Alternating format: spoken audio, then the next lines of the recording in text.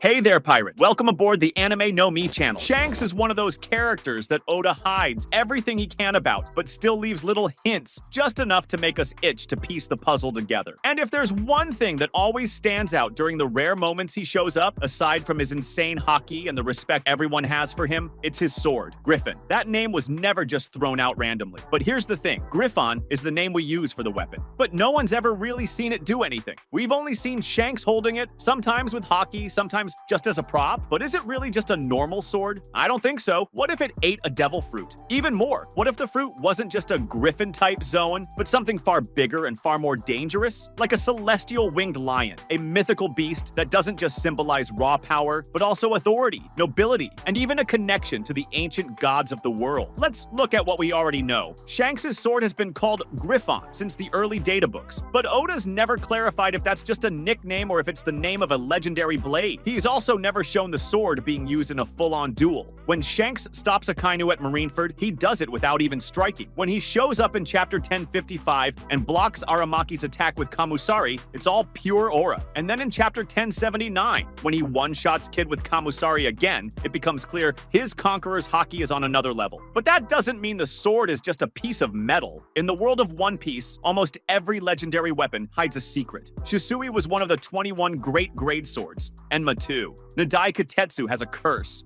So why would Shanks' sword only have a cool name and nothing more? That's where this theory starts to make more and more sense. Maybe Shanks' sword ate a devil fruit, and that wouldn't be weird at all. Oda has already shown that objects can eat devil fruits, like Spandam's sword that ate the elephant Zoan, or the dog in Alabasta that ate the flamethrower fruit. So why wouldn't a Yonko like Shanks do that with his own weapon? Especially if it was a mythical Zoan, one of the rarest and most powerful types, like the celestial winged lion. In mythology, this creature is usually a lion with giant wings, sometimes even horns or a sacred tail, and it symbolizes sovereignty. Not just any sovereignty, but the kind tied to the heavens, to the gods, to celestial gates. Now think about this. Shanks was at God Valley with Roger. He was raised on Roger's ship. He was found in a treasure chest after the God Valley incident, and might even be of Tenryubito blood. That's never been denied. In chapter 1086, when the Gorosei meet with Saturn to discuss what to do about Vegapunk, Shanks' flag is treated with respect, and even the Gorosei themselves act cautiously when he appears. If he has ties to the celestial dragons and also wields a sword with a sacred fruit inside it, that would explain a lot. The fruit might be a Zoan-type celestial winged lion. Maybe even one of those fruits that shouldn't exist, as the Gorosei tend to say. If the sword ate the fruit and became a living weapon, that would explain why Shanks doesn't use it in a traditional way. He channels its power along with his haki, and maybe the sword has a will of its own. Remember, Oda once said, some weapons have their own personality? Enma, for example, draws out the user's haki. What if Griffon also has a soul, not just as a legendary sword, but as a mythical creature, a celestial lion? That would explain the name, the respect, and maybe even why it's so rare. Maybe Shanks found the fruit during one of Roger's expeditions, or inherited it from one of the ancient kings. And here's a cool connection. Elbaf. The giants have always been tied to gods and brute strength, but now that Elbaf is finally being explored, the gods they worship seem way older and far more dangerous than we thought. We saw the mural about the creation of the world, the ancient gods of the earth, sea, and forest, and the celestial dragons who came later as modern gods, and the sun god Nika. So where does Shanks fit into all this? He might be someone with origins at the very top of the world's power structure, but who doesn't fit into it? And maybe that's why he carries a weapon that represents both worlds, divine royalty and the free will of a man who chose the sea. A winged lion is exactly that fusion. Noble, yet wild. A celestial guardian, yet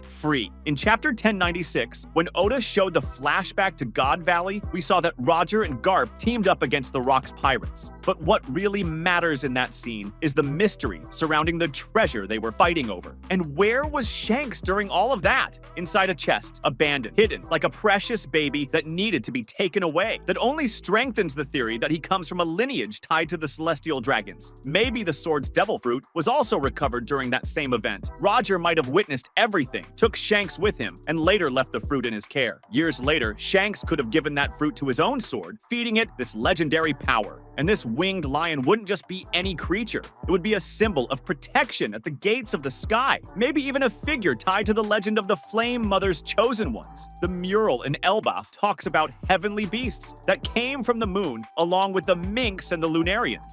If Shanks' sword is actually one of these mythological beings, that would explain why even the gods respect him. Maybe the fruit itself comes from the heavens. Literally, a fruit created with the essence of the Flame Mother before the regular zones even existed. A fruit so rare the world forgot it ever existed. Oda never explains things directly, but he leaves clues, and Shanks' sword never shows up without a reason. It was introduced, named after a mythical creature, but we've never actually seen the creature's form. Maybe because Oda is saving that moment. Maybe we'll finally see Griffon transform into a true winged lion when Shanks goes all out against Blackbeard, or Emu, a living sword with wings imbued with Conqueror's haki, roaring and tearing through the battlefield. That would be the real Kamusari. Not just a divine slash, but the power of the heavens channeled into a sword and a creature. And we can't forget the name Shanks carries a sense of rank or title, and his sword isn't just a weapon, it's a relic. Maybe the last physical link to the ancient celestial guardians. If the Tenryubito call themselves gods, Shanks might be the true heir of the sky. A man wielding the guardian's sword, holding a fruit that shouldn't have survived, with a past the world is afraid of, and maybe we're about to see it all erupt. In the end, Shanks' sword, Griffon, might carry far more than just a cool name. It could be the symbolic and literal key to a forgotten legacy. The idea that a celestial winged lion inspired the name makes more and more sense. The griffin represents nobility, sure, but the winged lion, that's something more. It's the guardian of the skies, the symbol of true sovereignty. And if this sword really does hold a mythical Zoan linked to such a powerful and ancient creature, then it wasn't made for just any warrior.